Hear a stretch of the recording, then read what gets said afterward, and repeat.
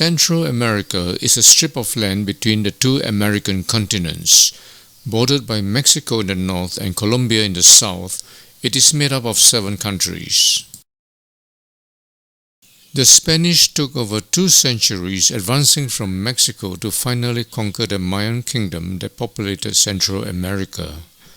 Smallpox and measles spread by the Spanish soldiers decimated the Mayan population that was very vulnerable to the new diseases. They had used biological warfare without knowing. For over 200 years, from 1602 to 1821, Central America was ruled by a Spanish viceroyalty who was usually a military commander and governor stationed in Mexico under the title of Captaincy General of Guatemala.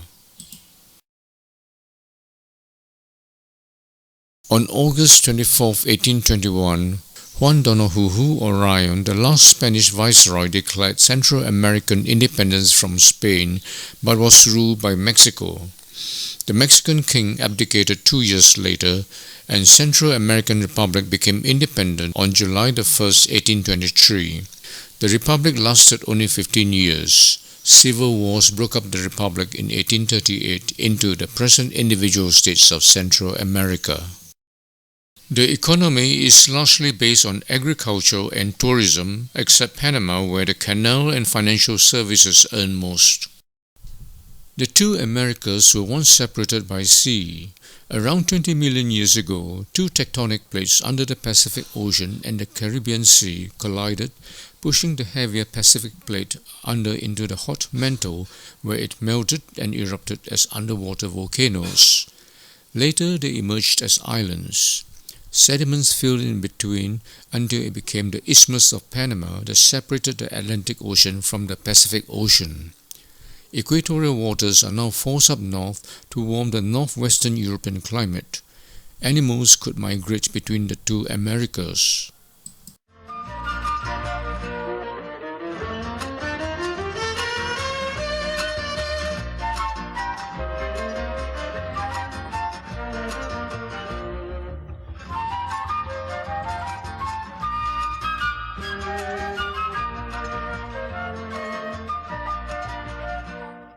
Since the Spanish discovery of America, there had been a wish for a shortcut to the Pacific Ocean. It would save a sea voyage by 7,800 miles. The first attempt to cut through Panama was by Ferdinand de Lesseps, a French diplomat who had successfully cut the Suez Canal in 1869. Full of confidence that it would be a piece of cake, he wanted to cut another sea-level canal across Panama. He dismissed a more doable plan by Baron Gaudin de Lepine, the chief engineer for the French Department of Bridges and Highways. His plan was to create an artificial lake by damming the Chagres and the Rio Grande rivers, and waterlocks would lift the ships up to the lake. The amount of excavation exceeded their estimation. Landslides kept filling up what was dug. 20,000 men died, mainly from malaria and yellow fever. The company went bankrupt, and work finally stopped on May 15, 1889. The Americans had wanted to build a canal in Nicaragua because Colombia that ruled Panama was not friendly. Philippe Jean Bunau Vahila, an engineer involved in a failed French project, persuaded the Americans to buy up the French assets and complete where they left off. He advised it would be cheaper because it was the shortest route and work was already half done. Also, volcanoes in Nicaragua could damage the canal. Quietly, he still had shares of the bankrupt company. Any sale of the French assets would benefit him. When America asked for rights to build a canal in Panama, Colombia rejected it. President Theodore Roosevelt then supported Panama to wrestle independence from Colombia on November 3, 1903. 2 weeks later, Panama reluctantly granted America perpetual control of a 10-mile wide strip of land to build and operate a canal across Panama. The American construction came very close to what Gaudin de Lepine proposed. The most difficult part was to cut through the highest ridge, the Continental Divide. The Culebra Cut is 8 3/4 mile long. It extends the Gatun Lake to reach the Miraflores Lake by the Pedro Miguel Lock. On August 15, 1914, the first steamship SS Ancon passed through the Panama Canal.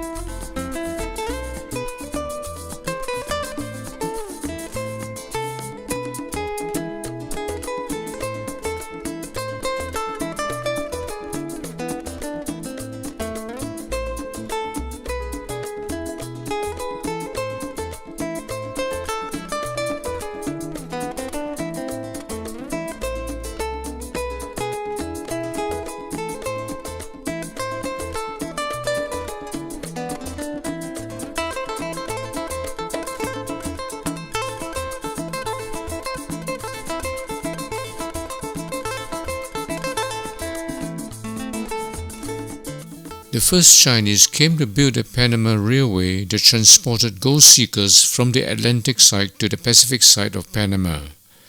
Later, waves of immigrants settled in Panama to escape the revolution in China. This memorial commemorates the Chinese contribution to Panama.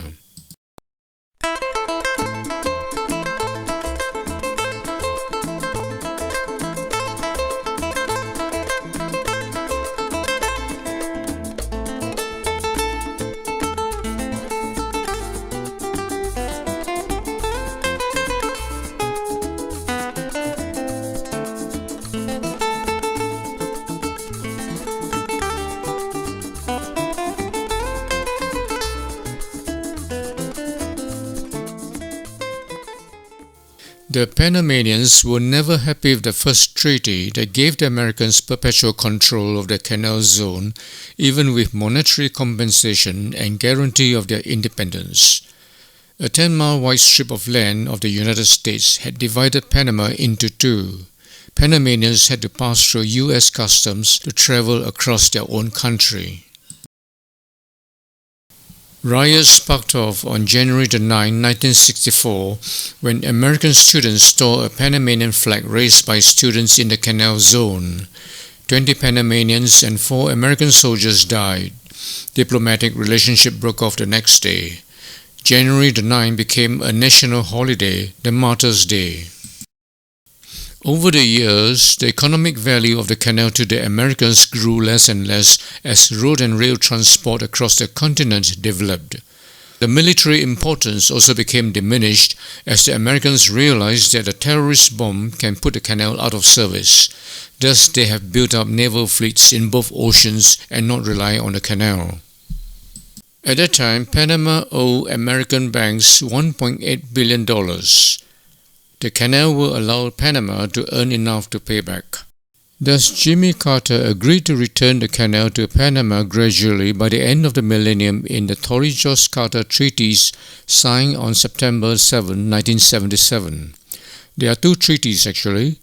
The first, called the Treaty Concerning the Permanent Neutrality and Operation of the Panama Canal, or simply Neutrality Treaty, gives the Americans permanent right to defend the canal from any threat to the neutral service for all nation ships.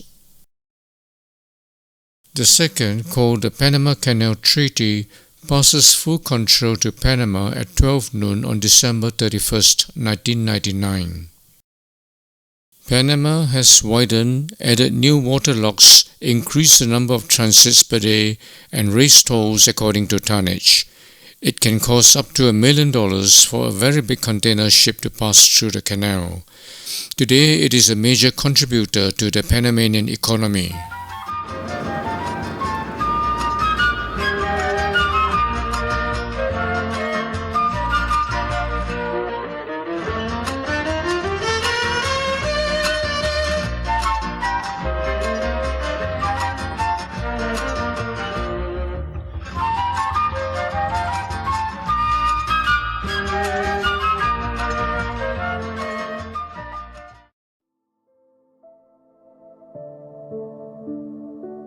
The Copan Valley has been inhabited since 1500 BC. Kinishyaxcucmo arrived in 427 AD from the Petén Basin in Guatemala and started a dynasty that lasted 16 rulers, culminating in this ancient city that was the capital for a population of around 20,000 spread over 476 square kilometers. As the population grew, the city was no longer sustainable and started to decline in the 8th and 9th century. By the time the Spanish arrived in the 16th century, they only met a few farmers.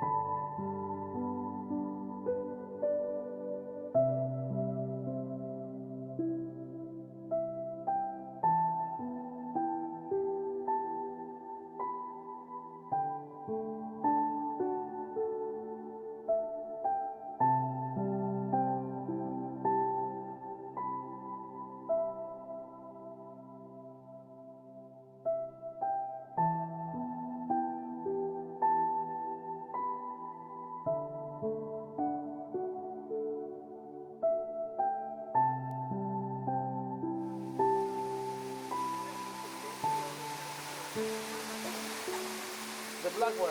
Sorry, the purple one.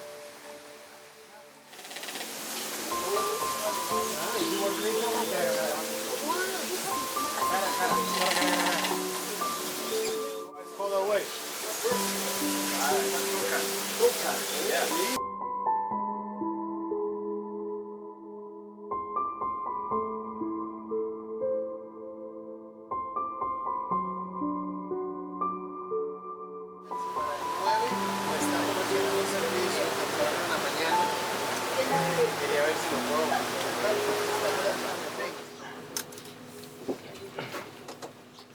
At the end of the 18th century, wanting to shed the name of a banana republic, Central America decided to make coffee their premium export.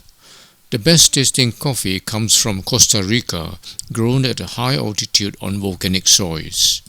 So these are fresh. These baskets can change size, so that depends on who likes a bigger one or smaller one. Coffee beans are the seeds of the coffee cherry.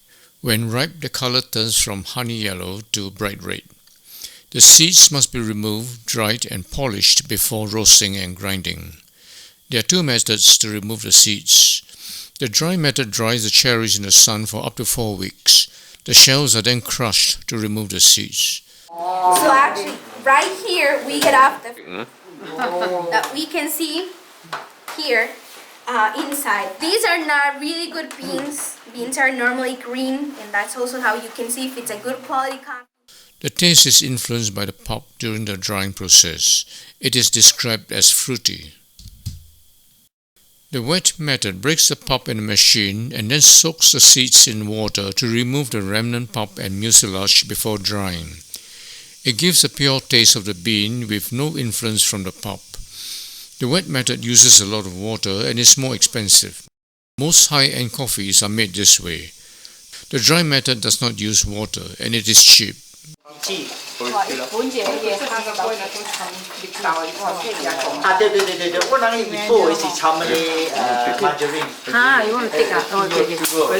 can see how they're changing color, so that's where we are having more aromas and more flavors. Become black color. When you cool down, you pour down with water. So you cool them down with a... Wow! So that's why you got a coffee powder. So these were machines already made to control the ground of the coffee, because you can control the ground. But for older way of grinding, and then the machines that you could already control the ground. This is like the way the Indian grind the spices for curry, I'd you like know. to share with you, in our country, We have this also. we have this. You know what do we use it to grind? Curry, Yes. the curry spices. It's a kind of plant. Volcanoes are formed when tectonic plates collide. One dips under the other into the hot mantle. The melted crust erupts through a hole to become a volcano. At the rim of the Pacific Plate is a ring of volcanoes, and many are found along the west coast of Central America. Nicaragua has a unique double volcano that has erupted into the Nicaragua Lake to form the Ometepe Island, which means two mountains in the Aztec Nahuatl language.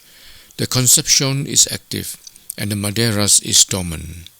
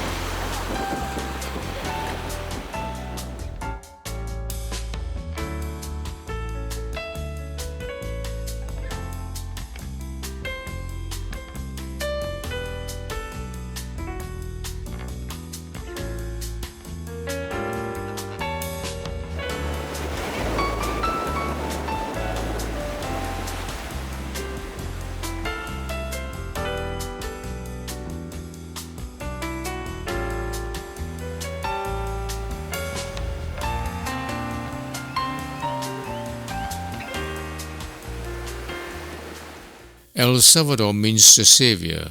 San Salvador, the capital, means Saint Savior. Yet the country is full of murders of the poor by the right-wing armed forces supported by the US in the name of anti-communism.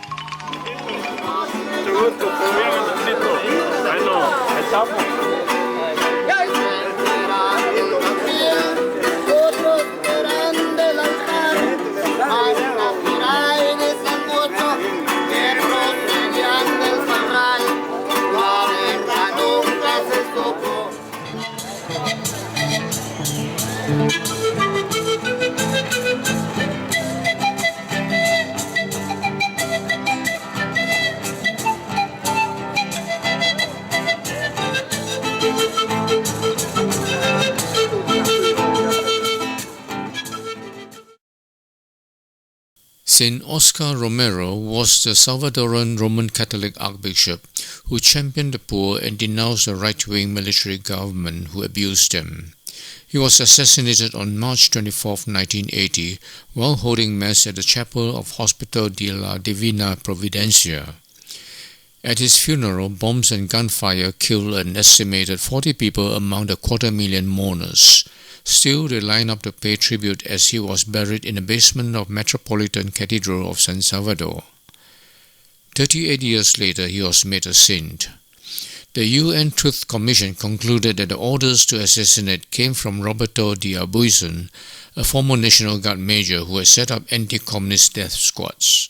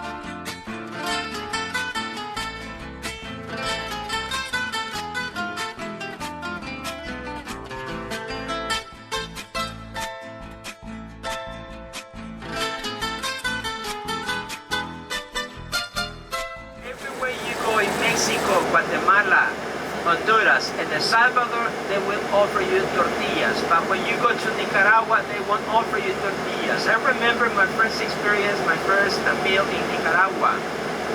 When you see, they put on my dish a main dish, rice and salad, and then they would ask me, what do you want for bastimento?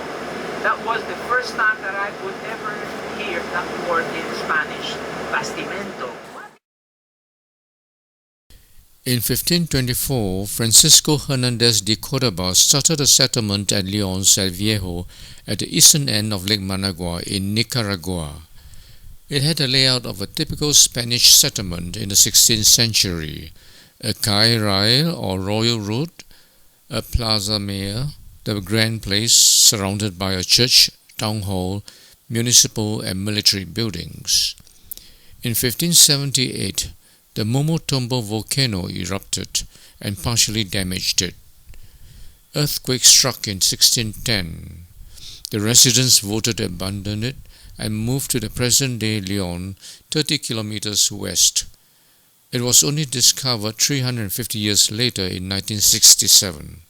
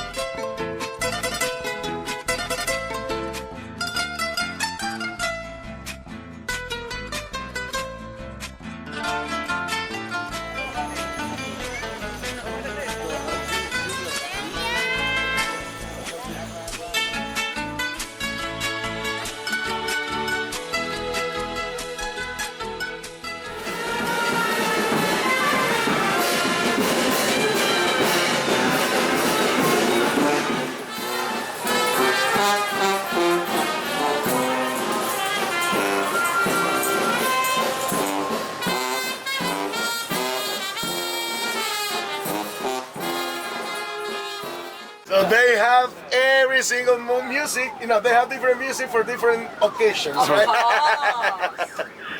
Abrir la ventana, que decir que hay a Nicaragua.